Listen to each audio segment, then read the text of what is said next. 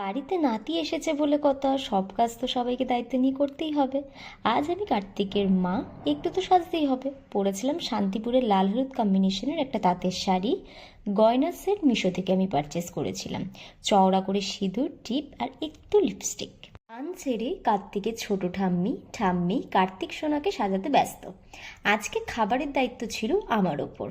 কার্তিক পুজোর মধ্যে কিন্তু আলাদা একটা ব্যাপার থাকে। এই যে ধরো, কার্তিককে ফেলবে বা ফেলবে না তার উপর ডিপেন্ড করছে হচ্ছে কার্তিক সোনার পুজো। অনেকেই কনফিউশনে থাকে, আমাদের বাড়িতে হয়তো পড়বে না, কিন্তু মাঝরাত্রে হঠাৎ কার্তিক সোনা এসে হাজির হয়। এই দেখো, আমাদের কিন্তু গোছানো অলরেডি কমপ্লিট। কেমন হয়েছে গোছানো আর আমাদের কার্তিক সোনাদের কেমন লাগছে অবশ্যই কিন্তু তোমরা জানিও।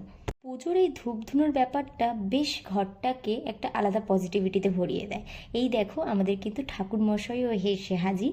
তাই এক এক করে আমরা অঞ্জলি দেওয়ার জন্য প্রিপারেশন নিচ্ছিলাম। সকাল থেকে আমি আর কার্তিকের বাবা বাদেও ঠাম্মিরাও কিন্তু উপোস করেছিল। আমার দুই ছেলেকে ঠিক কতটা মিষ্টি লাগছে কমেন্টে কিন্তু জানাতে একেবারেই ভুলো না। পুজোর কিন্তু আরও পার্ট আছে দেখতে, চ্যানেলের এবং পেজের সাথে কিন্তু তোমাদের অবশ্যই থাকতে হবে। আমাদের যিনি ঠাকুরমশাই, উনি এত সুন্দর করে পুজোটা করেছিল। আর সব থেকে ওনার বিশেষত্ব কি জানো, ঠিক এইভাবে উনি আরতিটা করছিলেন। আরতির সাথে তাপ নেওয়াটা কিন্তু খুব ইম্পর্টেন্ট একটা পার্ট। এটাই যেখানে ভগবানের সাথে আমরা কানেক্ট হতে পারি। আমরা ততক্ষণ আশীর্বাদ নিই। আর সামনের বছর কিন্তু আমাদের বাড়িতে কার্তিক আসছে। চলো দেখা হবে তাহলে নেক্সট ভিডিওতে।